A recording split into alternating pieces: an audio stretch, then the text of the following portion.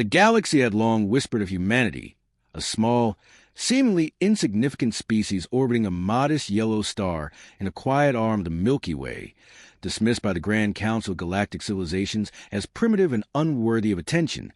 Yet even in their dismissal, humans persisted, quietly building technologies, honing strategies, and preparing in ways that no alien could fathom. The Andrians, a race of sleek, silver-scaled beings with minds as sharp as their talons, had declared humanity irrelevant after a minor skirmish at the Orion outpost, believing that their advanced fleets, psychic command networks, and energy weapons made the humans incapable of any real threat. They imposed trade restrictions, blockaded key supply routes, and sent emissaries with veiled threats to remind the human leaders of their place. But on Earth, the humans met these provocations not with panic, but with calm calculation. Admiral Jonathan Keller of the United Earth Defense Force convened a secret council that included the brightest minds in physics, cybernetics, and military strategy, from Lieutenant Sarah Mills, a tactical prodigy in orbital warfare simulations, to Dr. Isaac Romero, a leading quantum engineer whose inventions could bend the flow of energy in ways the aliens had never imagined.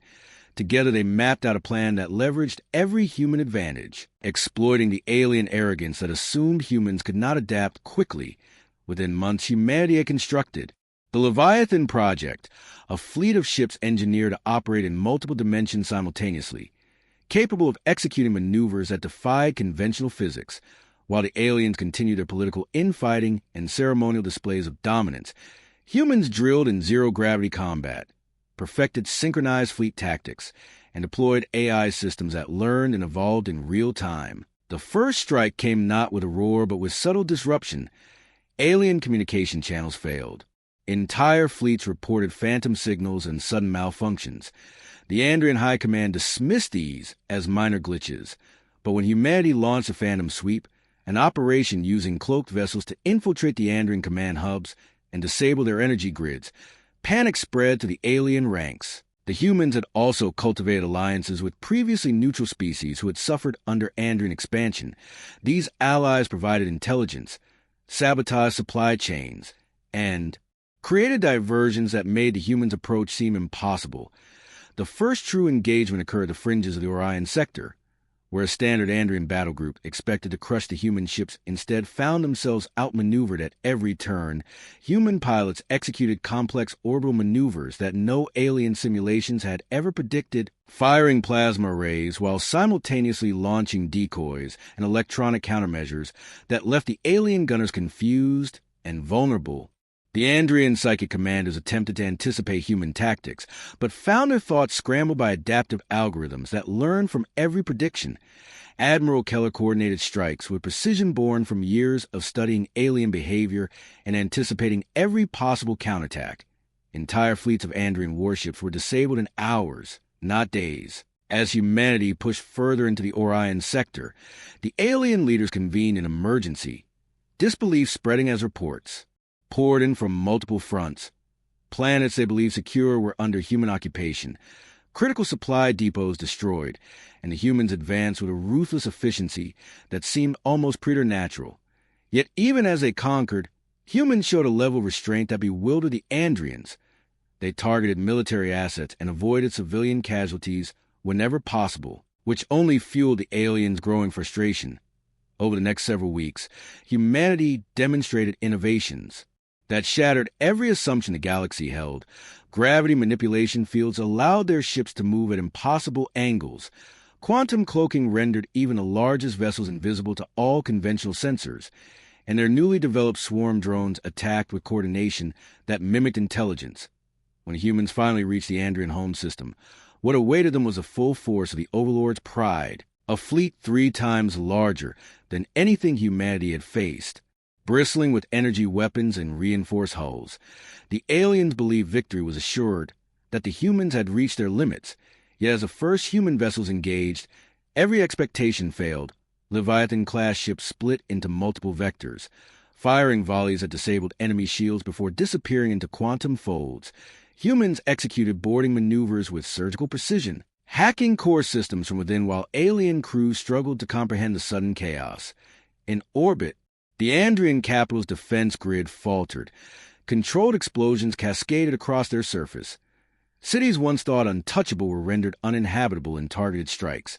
And throughout the galaxy, news of humanity's audacious advance spread, shaking allies and adversaries alike. In private, human leaders remained focused and calculated, knowing that the aliens' underestimation had been their greatest weapon. By the time the Overlords realized that humanity had not only matched but surpassed their capabilities, it was too late. Entire sectors had fallen. Their fleets were scattered and demoralized, and the humans prepared to press forward not for conquest, but to send a message that the age of underestimating humanity was over. The galaxy had been warned, and humanity had unleashed hell. As a remnant of the Andrian fleet fled toward the outer systems, human ships pursued relentlessly, their new tactical doctrines exploiting every weakness in alien formations, while Admiral Keller coordinated strikes from the flagship Horizon, a vessel whose command systems integrated real-time intelligence from every human fleet, allowing decisions to be made and executed with uncanny speed. On the Andrian homeworld, panic spread to the capital as citizens and officials alike witnessed orbital battles that defied comprehension. Energy beams sliced through skyways and orbital docks with precision. Entire squadrons vanished into quantum folds only to reappear behind enemy lines. Lieutenant Sarah Mills directed orbital boarding operations where humans infiltrated the enemy's strongest stations, disabling command hubs and rerouting defense protocols to favor the attackers. Civilians were evacuated or shielded as humans focused strictly on military targets. Dr. Isaac Romero unveiled the next phase of their plan, the Echo Array, a network of quantum-linked weapons platforms capable of simultaneously striking multiple planets with pinpoint accuracy. The Andrians had long prided themselves on their psychic shields, believing no weapon could bypass their mental network. But the Echo Array ignored traditional defenses, bypassing sensors and defenses to deliver concentrated bursts of energy that incapacitated key installations without causing widespread destruction. This careful yet overwhelming display of strategy left the Overlords shocked. Many could not reconcile how a supposedly primitive species had turned their own doctrines and technologies against them.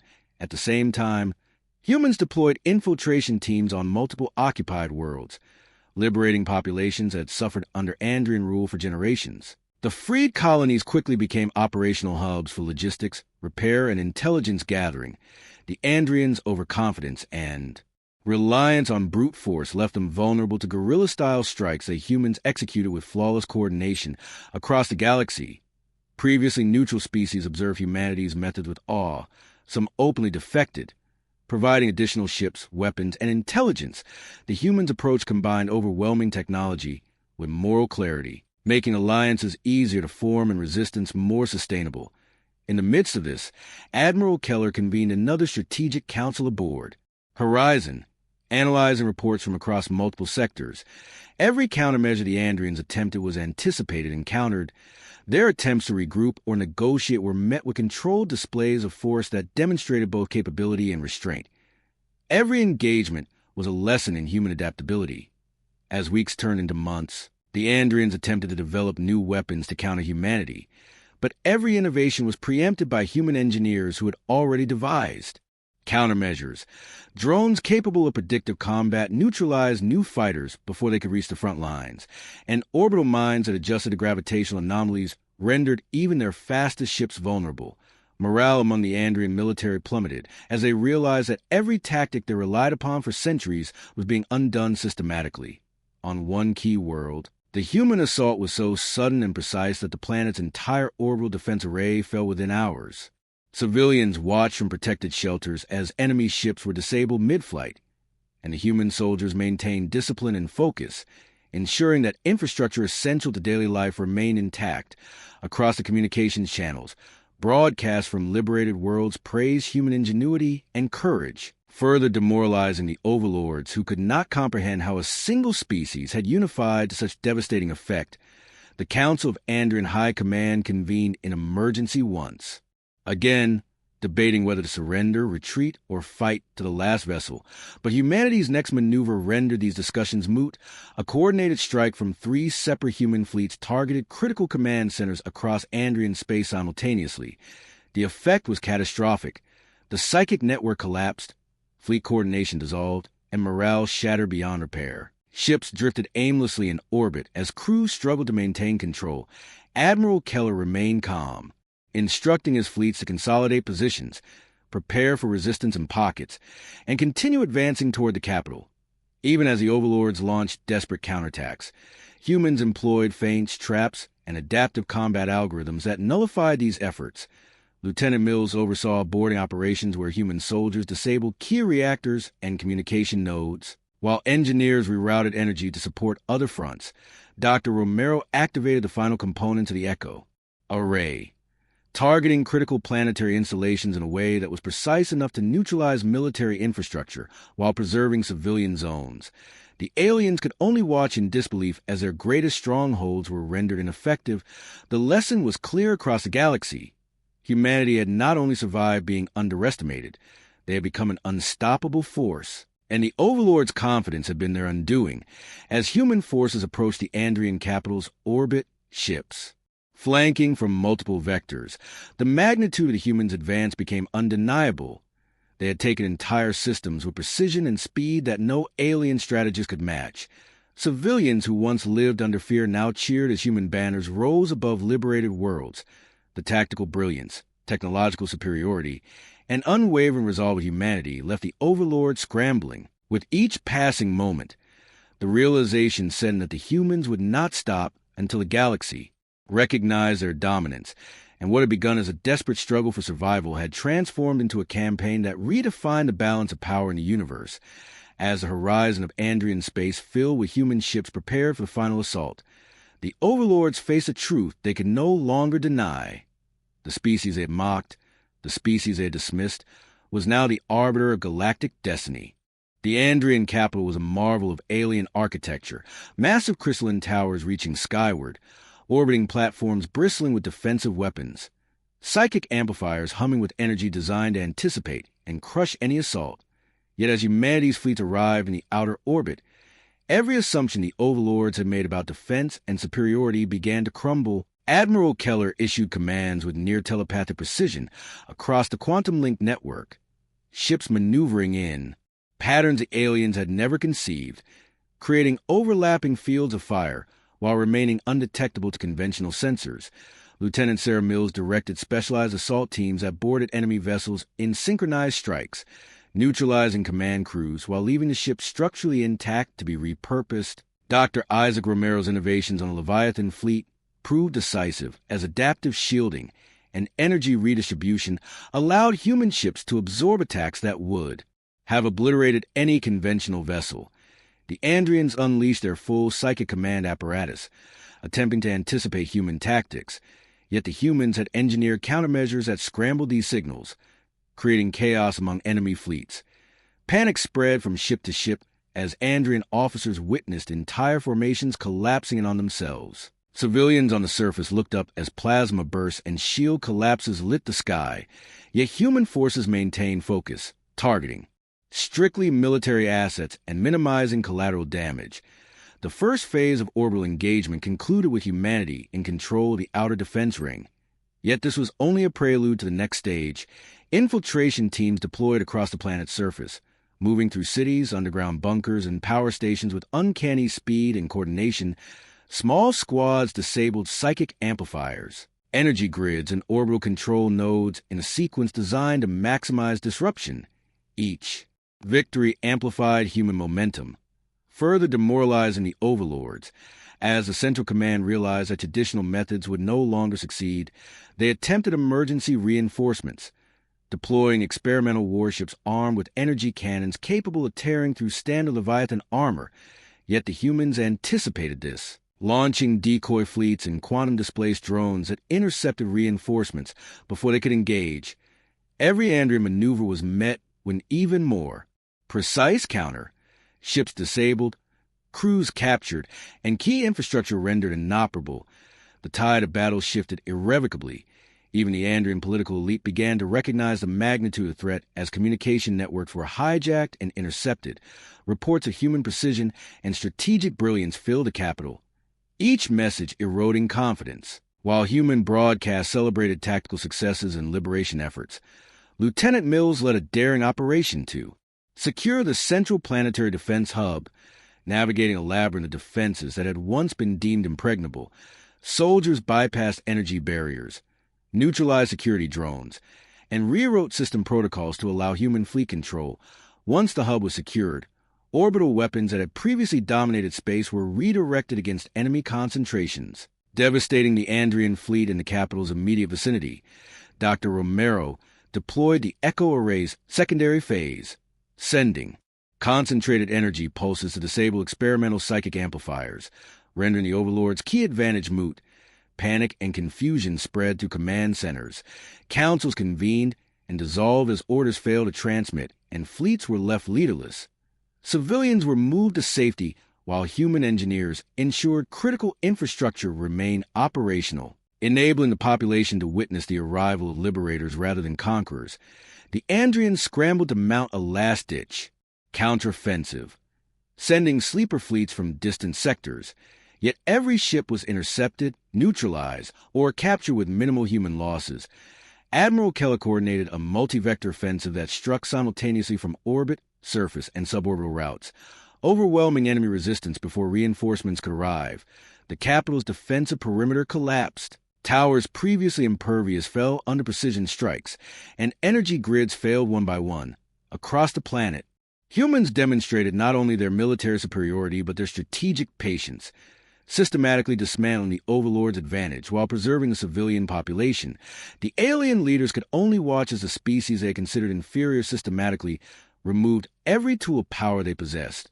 When the human ground forces finally advanced into the city, they moved in organized columns, securing command centers, disabling remaining psychic nodes, and coordinating with orbital units to maintain absolute control. Throughout the campaign, humanity's restraint and precision amplified the psychological impact on the Overlords, demonstrating that their arrogance and underestimation had been catastrophic errors. With each day that passed, the Andrian fleet and planetary defenses weakened further, every countermeasure anticipated and nullified. The human forces pressed forward methodically, preparing for the final assault on the Central Command Citadel, where the Overlords had gathered in desperation, attempting to negotiate, plan, and survive. Yet even as they scrambled, the humans' advance was unstoppable, their superiority undeniable, and the galaxy watched in awe as a species once dismissed as insignificant revealed itself as a master strategy, technology, and resolve. The stage was set for the decisive confrontation that would finally teach the Andrians that humanity should never have been underestimated, and that their own arrogance had invited. The hell they now faced. As humanity's forces prepared for the final assault on the Andrian Central Command Citadel, every system and vessel worked in perfect unison. Admiral Keller's strategy combining orbital bombardment, ground infiltration, and cyber warfare, while Lieutenant Sarah Mills led elite strike teams to the labyrinthine tunnels and defensive perimeters beneath the Citadel. Dr. Isaac Romero's latest inventions allowed human soldiers to bypass energy shields, disable security arrays, and neutralize automated defenses with precision that seemed almost preternatural. The Overlord's leaders convened in the Citadel's central hall, their once imposing psychic amplifiers flickering weakly as human teams dismantled the supporting infrastructure. Panic and disbelief rippled through their ranks as reports arrived from multiple fronts. Entire fleets disabled, planetary defense arrays commandeered, and vital installations neutralized. Civilians sheltered in designated zones observed the human advance, noting both the efficiency and the restraint displayed, which further eroded the morale of the Overlords. Human fleets in orbit executed intricate maneuvers, surrounding the capital in layers that the Andrians could not penetrate.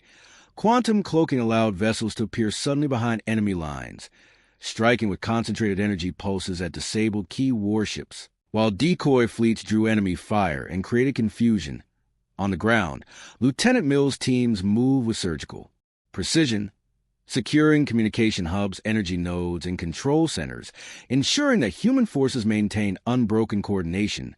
Dr. Romero deployed the Echo Array's tertiary function, a synchronized strike targeting all remaining psychic amplifiers, severing the Overlord's mental command over their forces. In minutes, entire sections of the Citadel fell silent. Fleets drifted without orders, and the alien leaders realized that their advantage had been entirely negated. Desperation overtook the Andrian High Command as they attempted to initiate contingency plans. Yet every move had already been anticipated, every escape route monitored, every countermeasure neutralized. Admiral Keller coordinated simultaneous boarding operations, human soldiers disabling reactor cores, seizing data archives, and controlling weapon systems from within. The Andrians were caught in a vice of superior tactics and technology, their fleets immobilized, their planetary defenses hijacked, and their psychic network shattered. As news of humanity's overwhelming effectiveness spread, minor rebellions erupted across other occupied sectors, citizens and allied species taking courage from the humans' methodical liberation efforts. The Overlords' overconfidence had blinded them to the humans' capacity for strategy, adaptation, and ruthless efficiency, now fully exposed. Their central citadel became the focal point for a demonstration of humanity's full capabilities. The orbital fleets opened fire with concentrated precision, disabling remaining anti-orbital batteries while shielding civilians and critical infrastructure.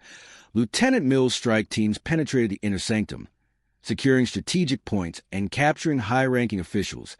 Dr. Romero's engineers reconfigured key energy conduits, redirecting power from failed defensive systems to bolster human vessels and disable enemy installations.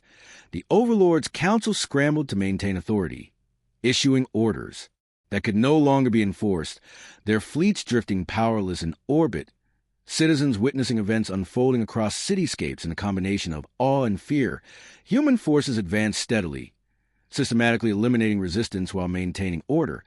Civilians were protected, infrastructure preserved, and liberated territories immediately integrated into operational networks, supporting the ongoing campaign. With each victory, the psychological pressure on the Andrian leadership increased, fear replacing arrogance as the humans approached the central hall, the Overlord's greatest bastion. Now under siege from all sides, quantum-displaced human units appeared in unexpected locations, neutralizing security nodes, intercepting communications, and preemptively securing strategic choke points. Admiral Keller coordinated with orbital and planetary teams, orchestrating a symphony of attacks that left the Andrians unable to predict, counter, or escape. As human forces finally entered the central chamber, the Overlords confronted the undeniable reality that their centuries of dominance, their technological superiority, and their psychic prowess have been systematically dismantled. Every plan they relied upon rendered useless, every assumption of superiority overturned. Lieutenant Mills' team secured a command core, while Dr. Romero synchronized energy arrays to neutralize the remaining defensive systems across the Citadel. Admiral Keller addressed his commanders with calm authority, instructing continued restraint, operational efficiency, and preparation for the next phase, demonstrating that humanity's strength lay not only in firepower and tactics, but in discipline and foresight. The Overlords could only watch as the humans took control of their central operations. Fleets that had once symbolized power now inert, defensive towers repurposed, communication networks entirely under human command. The shock and awe of the operation reverberated throughout the galaxy, previously neutral or hostile species taking note of humanity's methods and efficiency, while in the streets, liberated populations witnessed a precision and order human occupation, a stark contrast of chaos and fear sown by the Overlords. The Andrian High Command, now fractured and demoralized, recognized that their arrogance had blinded them to the resilience, ingenuity, and calculated ruthlessness of humanity. With the central citadel secured, Admiral Keller signaled a full consolidation of control, integrating orbital, planetary, and ground operations into a single, unbroken chain of command, a network that allowed humans to respond instantly to any resistance, coordinate further liberations, and demonstrate the overwhelming superiority that had turned the tide of the war. The Overlords faced the undeniable fact that humanity had not merely survived. They had conquered with efficiency, intelligence, and honor, establishing a precedent that would echo across the galaxy. Never underestimate humans, for the species that had been dismissed as primitive now stood as the arbiter of galactic destiny. And the hell they had unleashed was only the beginning of a new order, one defined by human ingenuity, strategy, and the unwavering determination to never be subdued. With the Andrian Central Citadel under human control, the war entered a new phase that shifted from open conquest to complete strategic domination, as Admiral Keller ordered the consolidation of all occupied systems into a unified operational network that allowed every fleet ground force, and intelligence know to function as a single organism, reacting instantly to any sign of resistance. The remaining Andrian admirals attempted to regroup in distant sectors, believing that scattered fleets and hidden shipyards might still offer a chance to strike back, but humanity had already mapped every hyperspace route, every supply corridor, and every fallback position through months of patient intelligence gathering. Lieutenant Sarah Mills supervised the redeployment of human strike groups to these outer regions, using rapid insertion tactics that placed soldiers and boarding teams directly inside key command vessels before alarms could even be raised, while Dr. Isaac Romero activated a new layer, the echo array, that allowed human sensors to track energy signatures across multiple dimensions, rendering stealth and distance meaningless. One by one, the last organized Andrian fleets were intercepted, surrounded, and neutralized. Some surrendered immediately when confronted with the overwhelming precision of human formations. Others attempted desperate attacks that were calmly dismantled by coordinated drone swarms and adaptive shield systems. In each engagement, humans demonstrated the same disciplined restraint they had shown since the beginning, targeting weapons, propulsion, and command systems rather than crews, ensuring that resistance ended without unnecessary destruction. Across liberated worlds, provisional administrations were established under human oversight, restoring communication, trade, and security to populations that had lived under Andrian control for generations. These worlds quickly became proof of humanity's intentions, showing that the campaign was not one of blind annihilation, but a decisive intervention and lasting stability. Alien observers from neutral and minor powers arrived to witness the aftermath, reporting back to their own governments about the efficiency, order, and technological mastery of the human forces. The psychological impact of these reports was immense, as species that had once dismissed Earth as a minor regional power now understood that humanity possessed not only unmatched military capability, but a strategic culture built on preparation, unity, and relentless adaptation. Within the captured Andrian data vaults, human analysts uncovered records of past conquests, suppressed revolts, and long-term plans for expansion that confirmed what many had suspected. The Overlords had intended to bring the entire spiral arm under their control, and humanity had merely been the next target in a long line of subjugated civilizations. This discovery further solidified human resolve as political leaders on Earth, and in the unified colonies agreed that allowing such a regime to ever rise again would endanger the entire galaxy. Admiral Keller therefore authorized a comprehensive demilitarization of Andrian space, dismantling shipyards, deactivating weapons platforms, and placing key systems under permanent monitoring, all carried out with methodical precision that left no room for resurgence. Lieutenant Mills coordinated joint patrols with newly liberated species, training their forces in human tactical doctrine and integrating them into the broader security framework, while Dr. Romero's team shared limited defensive technologies, ensuring that former victims of Andrian expansion could protect themselves and contribute to regional stability. The remaining members of the Andrian High Command were brought before a special interstellar tribunal, their once proud demeanor replaced by stunned silence as evidence of their aggression and miscalculations was presented. Throughout the proceedings, human representatives spoke calmly and directly, making it clear that the conflict had not been one of ambition but a necessity, that humanity had acted because it refused to accept a future in which it or any other species would live under the shadow of an empire built on fear and domination. As news of these events spread, the balance of power across the galaxy shifted decisively. Alliances were reformed, old treaties rewritten, and new diplomatic channels opened with humanity at the center. No longer as a minor participant, but as a leading architect of interstellar order, fleets that once would have challenged Earth now sought cooperation, eager to learn from human technology and strategic doctrine, while also wary of provoking a species that had proven its ability to dismantle a galactic empire with calculated efficiency within a human command structure. Planning continued without pause, simulations run for every possible future threat, contingency strategies refined, and research pushed forward to ensure that the technological edge they had achieved would not fade. Admiral Keller emphasized that victory was not an endpoint but responsibility, that the same qualities which had allowed humanity to survive and prevail, unity, discipline, innovation, and resolve, must now be used to prevent future wars of domination Lieutenant Mills took charge of a new interstellar security command, overseeing joint exercises with allied species and establishing rapid response forces capable of deploying anywhere in known space, while Dr. Romero led an expanded scientific initiative aimed at peaceful applications of the technologies that had turned the tide of the war, from energy systems that could power entire worlds to medical advances derived from battlefield innovations. Yet even as humanity turned toward reconstruction and stability, the memory of how close the galaxy had come to falling entirely under control of the Overlords remained sharp, serving as a constant reminder of the danger of complacency and the cost of underestimation for the Andrians themselves, now stripped of their fleets, their psychic network dismantled, and their political structure dissolved. The realization was absolute and irreversible. They had believed themselves invincible, had looked upon humanity as a minor obstacle, and in doing so had awakened a force that not only matched their power, but surpassed it in every meaningful way.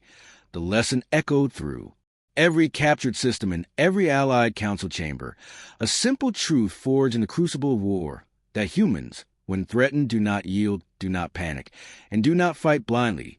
They observe, they adapt, they plan, and when the moment comes, they strike with precision and intensity that leaves no doubt.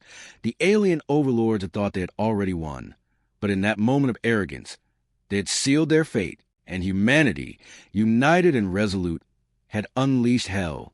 In the months that followed the fall of the Andrian regime, humanity did not slow its momentum, but transformed it into a systematic effort to secure the wider galaxy against any future threat. As Admiral Keller oversaw the expansion of the unified command network into regions that had never before experienced coordinated interstellar security, human fleets established patrol corridors along major hyperspace routes, ensuring that piracy, rogue warlords, and remnants of defeated powers could not exploit the vacuum left by the Overlords. Lieutenant Sarah Mills led long-range expeditionary task forces into unexplored sectors, mapping strategic choke points and first contact systems with a caution born of hard-earned experience, while Dr. Isaac Romero's research division pushed the limits of sensor technology, developing arrays capable of detecting gravitational disturbances, exotic energy signatures, and dimensional anomalies light years away. These measures soon proved essential, for the collapse of the Andrian Empire had destabilized long-standing balances, awakening ancient rivalries, and emboldening hidden powers that had once feared the Overlords more than they resented them. Scattered intelligence reports began to surface of massive ship movements beyond the Perseus reach, of unknown civilizations probing former Andrian borders, testing the strength of the new order. Humanity responded not with bluster, but with calm demonstration, deploying fleets in disciplined formations, establishing communication, and making clear through controlled exercises an unmistakable capability that any attempt to exploit the post-war transition would be met with decisive resistance. The effect was immediate. Observers from distant powers reported back that the humans operated with a level of coordination and readiness that rivaled or exceeded the ancient empires of the past, and that their technology, while formidable, was matched by a strategic doctrine that emphasized anticipation. Overreaction. Within the liberated systems, joint defense academies were founded, where human officers trained alien counterparts in integrated fleet tactics, cyber defense, and rapid response logistics, creating a generation of commanders who understood that security was no longer the responsibility of isolated species, but of a network bound by shared survival. The psychological impact of humanity's rise continued to ripple outward. In council chambers across the galaxy, diplomats spoke in measured tones about Earth's role, no longer debating whether humans should be included in major decisions, but how their perspective and experience could shape policy. The Andrians themselves, now confined to a demilitarized zone under constant monitoring, underwent a slow and painful reckoning. Their once unified psychic hierarchy fractured, their population forced to confront the reality that their leaders' arrogance and expansionism had brought ruin. Some among them began to cooperate with human researchers, sharing knowledge of ancient technologies and warning of dormant threats that had once lurked beyond the fringes of known space. Among these revelations were records of a long-forgotten civilization that had vanished after attempting to control subspace itself, leaving behind unstable regions where physics behaved unpredictably. Admiral Keller recognized the strategic importance of this information, ordering reconnaissance missions to these zones, not as acts of conquest, but of prevention, to ensure that no emerging power could harness such forces unchecked. As human explorers entered these distorted regions, they encountered phenomena that defied all previous models: time dilation pockets, shifting gravitational tides, and energy forms that reacted to observation itself. Yet even here, the methods forged in war proved decisive. Careful planning, layer redundancies, and adaptive technology allowed them to chart and stabilize key areas, turning potential hazards into monitored frontiers. Throughout these operations, the same discipline and unity that had broken the Andrian Empire guided every action. From the smallest scout vessel to the largest command carrier, the crews understood that their role was not merely to defend human worlds, but to uphold a balance that would prevent any future overlords from rising. Stories of these missions spread, inspiring both confidence and caution among allied species, confidence that humanity would stand against tyranny, and caution that provoking such a force would be an act of profound folly.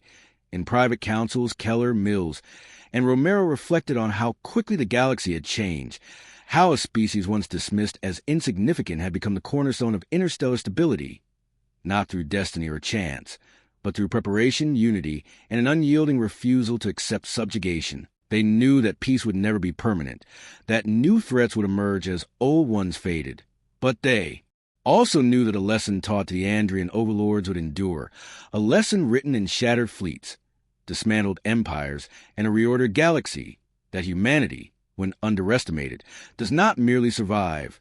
It adapts, it advances, and when pushed beyond the line of tolerance, it responds with force so calculated and so overwhelming that even the stars themselves seem to take notice. And thus, across the vast expanse of space, a new understanding settled into the collective consciousness of countless worlds, that the age of careless dominance had ended, and that any who dreamed of ruling through fear alone would one day face the same realization as the fallen overlords, that humanity, once awakened, would not hesitate to unleash hell again if the future of the galaxy demanded it.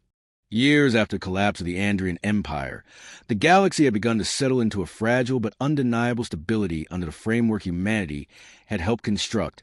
Yet beneath the surface of treaties and shared patrols, tension still lingered, for power vacuums never remained empty forever, and in the deep regions beyond charted space, ancient civilizations and hidden war cultures had been watching the rise of humanity with growing unease.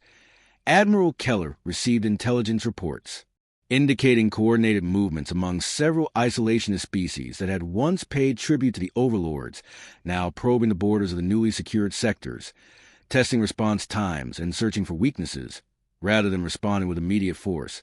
Humanity chose a strategy that combined deterrence with demonstration, deploying joint task forces composed of human and allied fleets to conduct large-scale maneuvers near contested regions, the site of disciplined formations moving. In perfect synchronization across hundreds of vessels sent a clear message that the era of fragmented defense was over. Lieutenant Sarah Mills oversaw these operations, ensuring that every Allied commander understood not only the tactics but the philosophy behind them. That victory was achieved not through reckless aggression, but through preparation so thorough that conflict became futile. Dr. Isaac Romero, now heading the Interstellar Science Directorate, unveiled a new generation of defensive systems derived from the same quantum and gravitational technologies that had once shattered the Andrian fleets, but now tuned for planetary shielding, early warning, and rapid containment rather than pure offense. Entire star systems were enveloped in adaptive protection grids capable of dispersing energy attacks, neutralizing hyperspace incursions, and isolating hostile forces before they could threaten civilian populations. The psychological effect of these developments was profound. Across the galaxy, strategic doctrines were rewritten, no longer centered on who could build the largest armada, but on who could integrate information, technology, and alliances most effectively. And in every such calculation, humanity stood at the center, not as a tyrant, but as a benchmark against which readiness and resolve were measured. The Andrians, observing from their monitored territories, came to understand the full weight of what they had awakened, their former rivals now looking to humans as protectors and partners, their own people slowly rebuilding under a new political order that rejected psychic dominance and favored collective governance. Some of their scholars even traveled to Earth and its colonies, studying the social and strategic structures that had allowed a once-divided species to unite so completely when faced with extinction, and what they found was not a culture of endless war, but one of layered preparation, of institutions designed to learn from failure, to distribute authority, and to ensure that no single leader's arrogance could endanger the whole. This realization echoed to the councils of other species as well. For the lesson of the war had gone far beyond the defeat of a single empire. It had demonstrated that adaptability, transparency, and shared purpose could outperform even the most ancient and technologically advanced hierarchies. As new exploratory fleets pushed farther into uncharted regions, carrying both human crews and allied specialists, they encountered civilizations that had never heard of Earth, never known the Overlords. And yet even among these distant stars, the reputation of humanity began to spread, carried by traders, explorers, and diplomatic envoys. Stories of a species that had been underestimated, threatened, and nearly crushed, only to rise with such precision and unity that an entire galactic power structure had been overturned. These stories were not told as legends of brutality, but as warnings and assurances alike. Warnings to those who believed domination was their destiny, and assurances to those who feared that the strong would always rule the weak. Within the human command structure, long-term projections were constantly updated, simulations running through thousands of potential futures, from technological singularities to interdimensional incursions. And in each scenario, the guiding principle remained the same, that survival and stability depended not on complacency, but on the willingness to prepare for the unimaginable. Admiral Keller, now older but still resolute, often reminded his officers that the Andrian War had not been won by a single weapon or a single battle, but by a mindset that refused to accept the limits others had assigned to it. Lieutenant Mills carried this philosophy into the training of the next-generation commanders, emphasizing initiative, ethical restraint, and the ability to think several steps ahead of any opponent. While Dr. Romero ensured that scientific progress remained tightly integrated with strategic foresight, so that every breakthrough served both peace and defense. Together, they represented a continuity of purpose that transcended individuals, a system that would endure even as leaders changed, and as the galaxy continued to evolve, with new powers rising and old ones fading. One truth became firmly embedded in the collective memory of countless worlds, a truth born from a moment the alien overlords believed they had already won. That humanity, once pushed into a corner, does not simply fight back. It transforms the very structure of the battlefield, and in doing so, reshapes the destiny of everyone who shares the stars. In the decades that followed, the events that had begun with the Andrian Overlords' casual dismissal of humanity came to be studied in every major academy and war college across known space, not as a simple tale of conquest, but as a defining example of how a single species, when unified by threat and guided by disciplined intelligence, could alter the course of galactic history. The final records of the Andrian High Council, declassified and translated, revealed in chilling clarity the moment they had realized their error, when reports of impossible human maneuvers, adaptive fleets, and coordinated multidimensional strikes had shattered their certainty of superiority. Those records showed leaders who had once spoken of humanity as a minor inconvenience reduced to silence as their empire collapsed around them, and in that silence lay the true weight of their miscalculation. For they had not merely faced a stronger enemy. They had awakened a civilization whose greatest weapon was not any single technology, but its capacity to learn, to unite, and to respond with overwhelming precision when survival was at stake.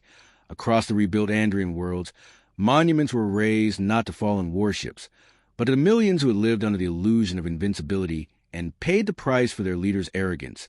And among those monuments, inscriptions in both Andrian and human languages carried the same message, that dominance without humility leads inevitably to ruin, while in the human core systems, the story was remembered not as a celebration of destruction, but as a testament to preparedness and resolve.